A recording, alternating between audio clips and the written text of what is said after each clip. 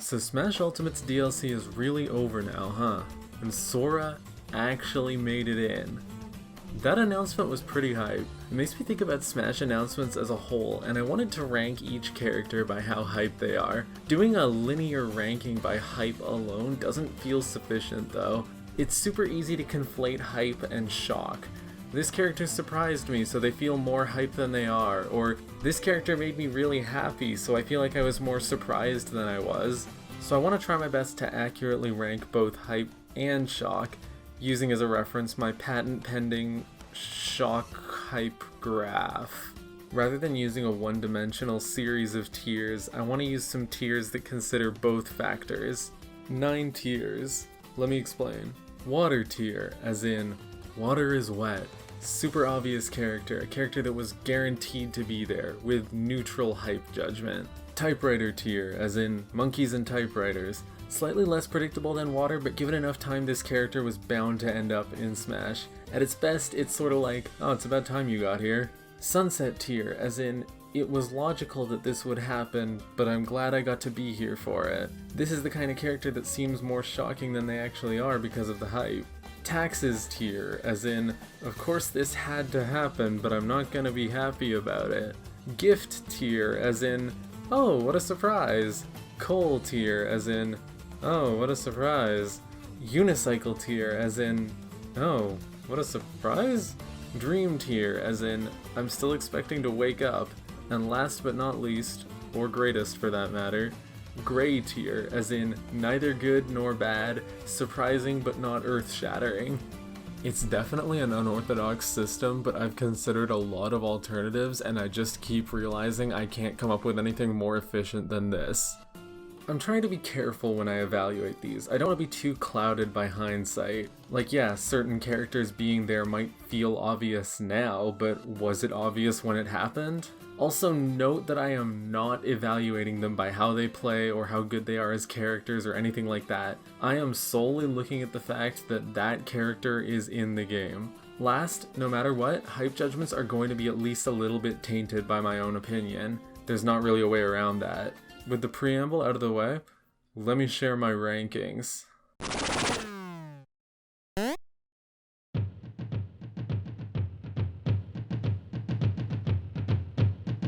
Water is wet, and Mario is in Super Smash Bros.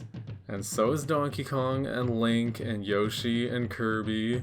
Samus and Fox are also water tier in the 90s. They definitely both would have felt like retro characters around 2014, but at the time, super obvious picks. Pikachu is also water. Ha, I thought he was electric type. But maybe like the slightly more surprising end of it. Cause it's worth noting that Nintendo does co-own Pokemon with Game Freak and the Pokemon Company, and Pokemon crossing over with other Nintendo properties is pretty rare. Like, what's the last time you saw a Pokemon minigame in WarioWare? It being a mainstay in Smash is like the exception, not the rule in terms of crossovers, and Pokemon's inclusion in Smash feels more obvious once Pikachu is already there, if that makes any sense. Where there's Mario, there's Luigi, water tier. Ness was the left field pick for Smash 64, I think. Earthbound sales were modest originally, and Smash is definitely at least partially to thank for its cult classic status, so because of that I'd say unicycle tier. Captain Falcon feels like a relic now, but there was a time when Nintendo was pushing for him to be a major mascot with a major ascot. F-Zero might feel like water, but making up a moveset for Falcon outside his car is weird. He might be one of the only characters suitable to fall right in the middle of the spectrum in Gray tier. Jigglypuff is another one that feels obvious now, but her popularity is definitely rooted at least partly in Smash. She was also a more divisive character in the 90s. She probably fits into unicycle. Okay, so there hasn't been a lot of variety in the tiers yet. Let's see what the melee characters bring. Peach and Bowser are both water. If there was gonna be more Mario characters, it'd be those two. Ice Climbers are weird. Like, really weird. Who was thinking about Ice Climber in 2001? Again, I'm not knocking them as Smash characters, but this is like on the cusp of Unicycle and Cole as weird decisions go. Zelda is water. maybe bordering on typewriter. Sheik is a weirder decision. She'd only had one game appearance and she didn't really do anything in it. If I didn't know anything about Smash and you asked me to suggest Zelda characters for it, I don't think Sheik would crack the top 10. Like, even if I was limited to the first 6 Zelda games, she wouldn't crack like top 5. Unicycle to Cole. Dr. Mario is a shocking pick. You have the 6 most major Mario franchise characters and you're adding another one and you pick a forged diploma. Definitely Cole. Pichu's gray tier, an obvious pick for a clone, but like, why? If you haven't played Star Fox, take my word for it when I say I cannot understate how much Falco does not matter. It feels like he's here to meet the clone quota. If you were gonna pick one Star Fox character as a clone of Fox, Falco's probably the second most natural choice after Wolf, but damn. Unicycle tier. At the time, Marth would have been unicycle for Westerners, probably more typewriter or gift in Japan, but I don't really know enough to speak to that. Young Link is a little weird, but decently obvious as clones go, like maybe somewhere between gray and unicycle. Ganondorf's inclusion is typewriter, if not water, or that's what I would say if this was actually Ganondorf. If you had the first 2 Pokemon gens to work with and you wanted a character besides Pikachu, who do you pick? Mewtwo was a big deal is all I'm saying. Typewriter. As you probably know, Roy was in Smash before he was in his own game. That might feel like an obvious thing to do nowadays, but back then, I don't think a character gets much more unicycle tier than that. Game & Watch is probably also unicycle. It's hard to say how recognizable the Game & Watch games would be without Smash. He's kind of adorable though. So now we're up to Brawl. We're getting into the territory where character inclusions in Smash are starting to have some punch to them. Meta Knight and DDD are both typewriter. I mean, like, we all know who directs this game. Pit is probably gift tier. Kid Icarus was a bit of a cult classic, and Smash's reinvention of Pit felt cool and original. Zero Suit Samus is somewhere between Taxes and Cole. Brawl was when they were really having fun with the transformation characters. It's just, why is Samus one of them? Maybe out of a desire to find any new Metroid character, but this doesn't like reflect the mechanics of Zero Mission. The way they were like, okay, there's 3 women in this game, one of them's gotta go tits out. Wario's typewriter tier. The really surprising thing about him is that it took until Brawl. Snake is Dream tier, the first true third-party character and an M-rated one who was mostly on PlayStation. Snake was the most shocking character at that point. Path of Radiance is hardly the best-selling Fire Emblem game, even though it got an international release. Ike probably falls into unicycle or gift, depending on your perspective. Pokemon Trainer is a weird character for sure, but he also feels kind of obvious. The human characters are the other half of Pokemon after all. I'd call him typewriter. Diddy Kong also typewriter. Ness was a Smash mainstay, Earthbound had a cult fandom, Mother 3 had attention, Lucas was a natural pick. He's probably between typewriter and Sunset for what he represented for the fanbase. Third-party characters were still new and fresh, but I think that we knew if one non-Nintendo character was gonna be in Smash, it had to be Sonic.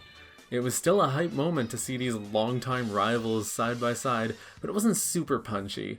I'd put Sonic in Sunset, maybe leaning toward gift. Nintendo was really pushing Pikmin for a while there, so Olimar feels like typewriter, if not water. With Pokemon getting a classic character, there had to be a newer one too. Lucario was sort of the designated mascot of Gen 4. He'd definitely fall into Sunset, if not typewriter. Now this is a unicycle tier. Who the hell expected this thing? Retro fans?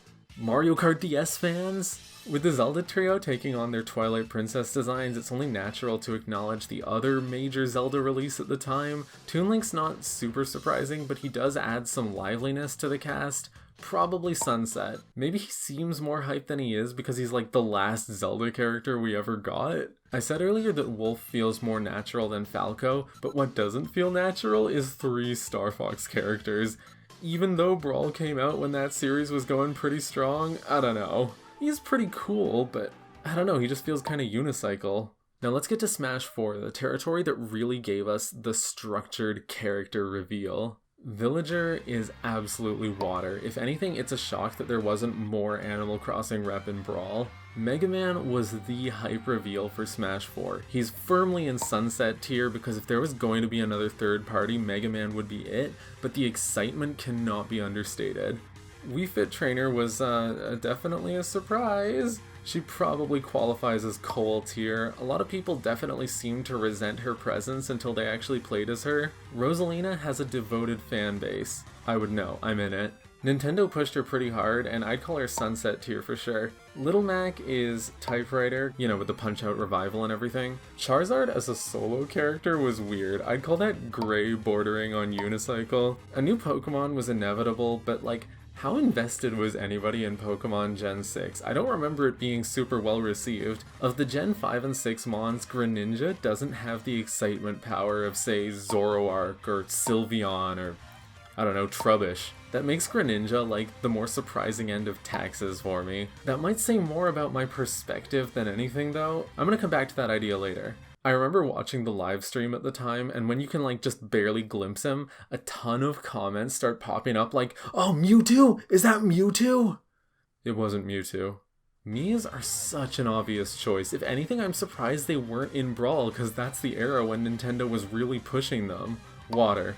Sakurai's bias towards games he worked on is well documented. A new Kid Icarus character was obvious, and who's more obvious than Palutena? There was just as many people disappointed as there were excited by her inclusion. I'm inclined to put her in typewriter tier. Dark Pit is typewriter bordering on taxes. Pac-Man is truly as obvious as they come, even being only the 4th ever third-party character. Bandai Namco was co-developing, Pac-Man's an integral part of video game history. That's Sunset tier. I had no clue who Lucina and Robin were at the time. The popular opinion was not yet that Fire Emblem was overplayed in Smash, so these two were like between Unicycle and Gift. Who had heard of Xenoblade at that point, outside of the niche Wii RPG fandom and the holdovers from like Xenogears and Xenosaga? This is another Earthbound situation where the game and series got attention because of Smash. I mean, I love Xenoblade, but I wouldn't have even heard of it if not for Smash, so I call Shulk Unicycle tier. Bowser Jr. was a pleasant surprise. He wouldn't have been my guess for a new Mario character, although it feels more obvious in hindsight with how much exposure he gets. I love the character though, and I'm glad he's in Smash. Gift for sure. The last Smash 4 newcomer was Duck Hunt. I know retro characters were a shtick at this point, but Duck Hunt is kind of like scraping the barrel. Coal tier. Before we move on to the DLC characters, I want to address the return of Dr. Mario. Coal. Let's move on to the DLC characters. The reveal that Mewtwo would be returning felt like a shock. Smash's first ever DLC is the character whose exclusion was felt most strongly. That's hype. This one is Gift. Lucas returning didn't really feel like a huge deal. He hadn't even been absent for that long, and he barely seemed any different. Lucas was gray, bordering on coal. This was the era where new characters were the definition of hype, and DLC was new to Smash, and all we were getting was returning characters. But that is felt strongest with Roy. Roy was coal tier. This was at a time when making fun of Melee fans was sort of the thing to do. What was with that, actually? That was a little mean-spirited. Ryu seems obvious, but remember that at the time there wasn't any precedent for there being multiple characters from one third-party company. Smash fans kind of have a tendency to set rules for what characters you're allowed to expect, like, oh, this character was a spirit in the base game, so they won't be DLC, even if there's like little to no observations to actually base these rules on. Anyway, Ryu's probably between Sunset and Gift. Cloud was hype. Final Fantasy and Smash always felt implausible at best. Squeenix has been treating Nintendo like an afterthought for like 2 decades. Cloud was dream tier. Oh, Corrin. Oh man. This was the apex of Fire Emblem frustration among Smash fans, and Sword Fighter frustration for that matter. There was so many illogical arguments on both sides. You had one side trying to say that Marth, Shulk, and Cloud had practically interchangeable fighting styles, then you had one side saying that there couldn't be too many sword fighters because there was more non-sword fighters than sword fighters. Yes, that was an actual argument I saw. You heard it here first, folks. DDD, Game & Watch, and Little Mac are all basically the same type of fighter. That's in-group mentality for you. Anyway, Corrin was coal tier. When do we get the DLC that makes him put some goddamn shoes on? Bayonetta was dream tier though. What a shock that was, especially after baiting us into thinking it was a Kid Icarus thing. Affirmation that the game could still have mature characters even without its T rating. Plus, she's just a cool and well-loved character. The reputation she ended up getting though, don't worry about it. Moving into Smash Ultimate, Inkling is water. If there was one character guaranteed for a new Smash game, I gotta give a moment to the iconic Everyone Is Here trailer. The return of the Ice Climbers was pleasant, but not surprising. We all know that they would have been in Smash 4 if they could have been. Water, Typewriter, maybe Sunset. Pokemon Trainer was a more surprising comeback, especially after transformation characters had been otherwise abandoned. Note that in the trailer you see the trainer before the Everyone Is Here slogan. I personally think Squirtle and Ivysaur are both adorable, and I was happy to see them come back. I think I'd call him Gift. Now Snake was a shock. I was in a room with a lot of people at the time and I am still recovering from the ear damage. Snake is dream tier. Again.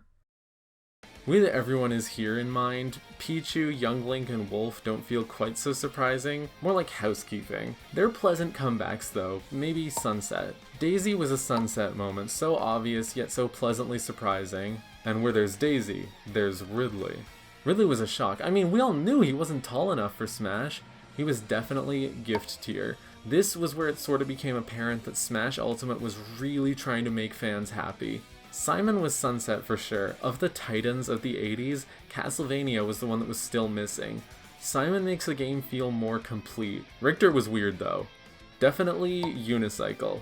If there was gonna be a clone of Simon, I think most people would have expected Trevor. I would have guessed like Christopher, Sonia, and John before I guessed Richter. Hell, I would have guessed Drolta Tsuentes before I guessed Chrom was taxes. The only thing louder than the uproar for Chrom being left out of Smash 4 was the uproar for the oversaturation of Fire Emblem characters in Smash. Having him be a clone of a clone wasn't a great look for that whole argument, even though I personally don't mind clone characters.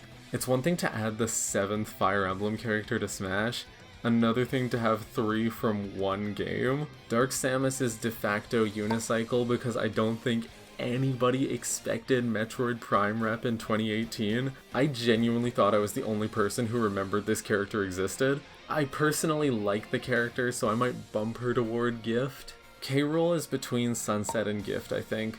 With Ridley there, K. Rool was sure to follow, right?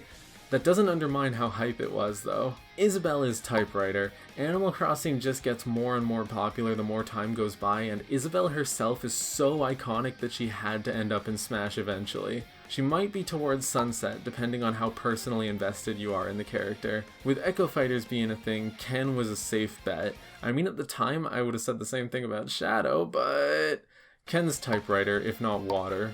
Incineroar is the slightly more surprising end of taxes.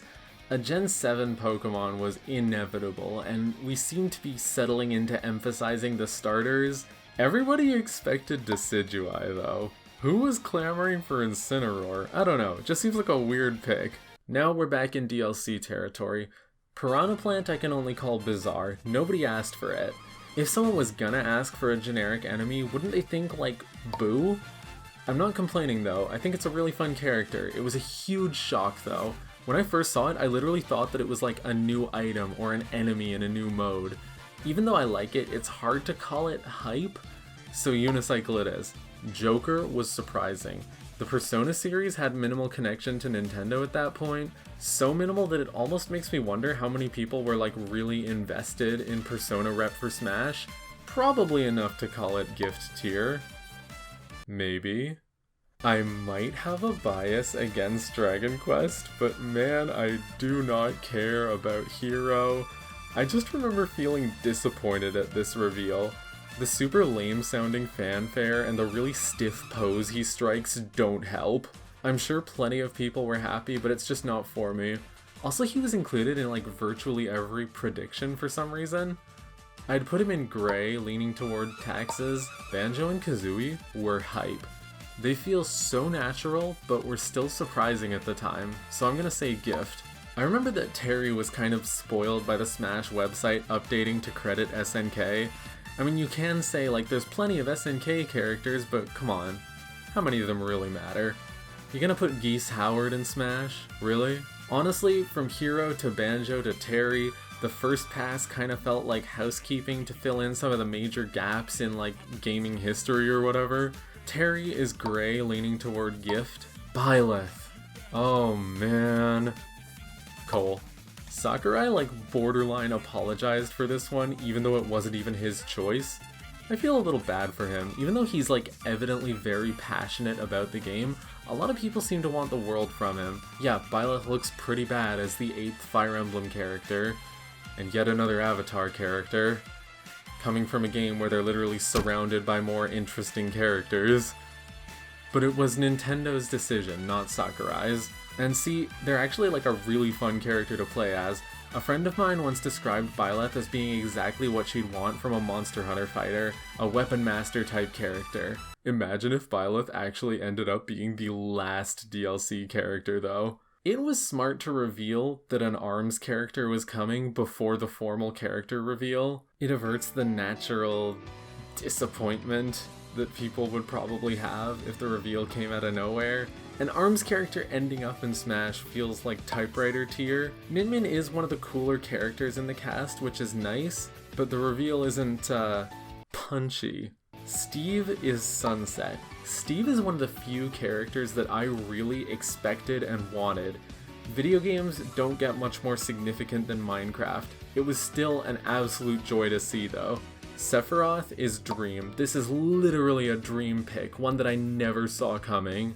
Pyra and Mithra, taxes. It was very likely that a Xenoblade 2 character would happen, and I saw Pyra being suggested more often than Rex. Doesn't mean I gotta like it though.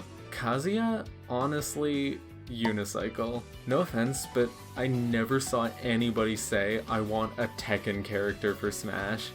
I don't have a problem with him being there, I'm just kind of baffled.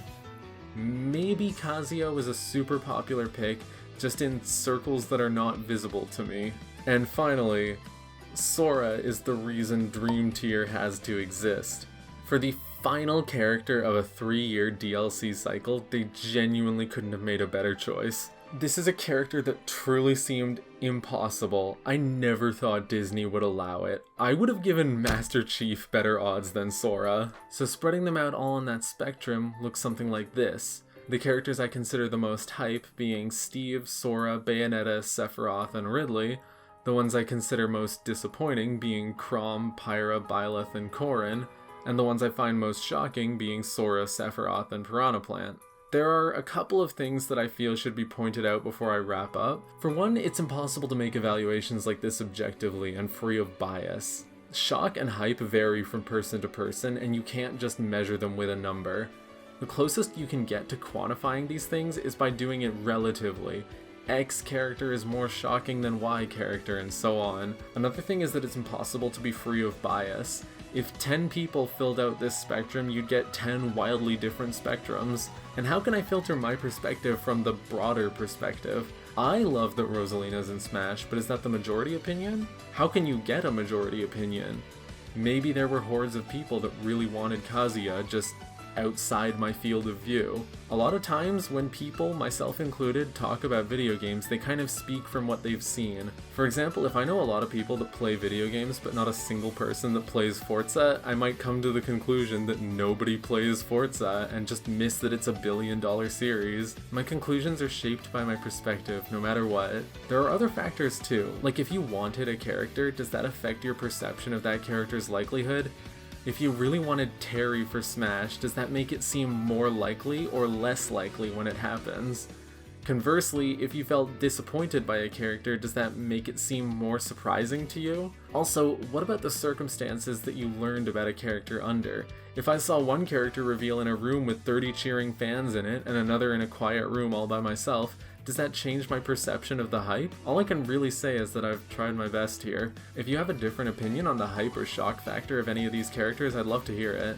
There's still a bit more to say though. You can get Sephiroth, Sora, and Steve Minecraft into the game, but someone's still gonna say, great, now how about Doom Guy? The real curse of Smash is that it's kind of impossible to satisfy everyone. I mean, think about it. Is there really not a single character that you wish made it in? People will always want more characters, and there will always be new games coming out introducing new characters. For that reason, it doesn't seem possible for Smash to ever end. I alluded to this already, but it must suck to work on a game, be told what character you're putting in the game, then have to see such a huge portion of the reaction be like, I hate that it's this guy and not like Goku or whatever. It kinda doesn't help that a lot of fans take this attitude that any character comes at the expense of other characters. When you think about it, Nintendo gave Sakurai the 11 DLC characters to incorporate, but if Pyra wasn't there, would that slot have been given to another character? Or would it just have meant that Pass 2 was 5 characters instead of 6? I've been seeing that way of thinking for years. I remember seeing a take that Rosalina getting into Smash 4 meant that she was chosen over Toad, and that she didn't deserve it as much as Toad did, and takes like that clone characters come at the expense of full characters, when the entire point of clones is they're like a low-effort bonus character. If you cut out Daisy, that doesn't mean you get Waluigi. His code isn't hiding under there. You can't just tribute summon him. Cutting out Daisy just means you don't have Daisy. Having said all of that though, we are consumers paying for a product, aren't we? I remember before Smash Ultimate got released, when stuff was getting leaked, I saw some super moralistic takes about how it was like morally wrong to read leaks because the game was a gift from Nintendo. And like, that might make sense if your idea of a gift is something you gotta pay $80 for. Sakurai and his team work on a game, a piece of art, but Nintendo, the company, wants to make a product and a profit. Those characters that Nintendo presents to Sakurai are there to entice people to buy a product. And if the consumer is gonna buy a product, they have to want it. And there's a pretty big reason why players might feel disappointed in DLC characters, which is that they were asked to pre-purchase them. For years, there's been conversations about whether DLC is worth it, whether it's predatory and exploitative, whether it's a way to expand and complete a game, or an excuse to release an unfinished product or squeeze more money out of consumers. Season passes, though, are the uglier end of it. Credit where it's due, there is a significant effort to make each DLC character interesting and fun to play, whether that's Min Min's range, Kazuya's insane moveset, or Hero's Scantron simulator, but the entire idea of the Season Pass is to pre-buy DLC before you even know what it is. You just sort of have to hope that it'll be something you actually want. If we're gonna talk about predatory business practices, there's another recent Nintendo development that I'm hoping to make a video about sometime soon. Anyway, if you made it to the end, thank you for watching. I started working on this the day that Sora was revealed, but life caught up with me, as it tends to. So tell me, do you feel satisfied with the end of Smash Ultimate?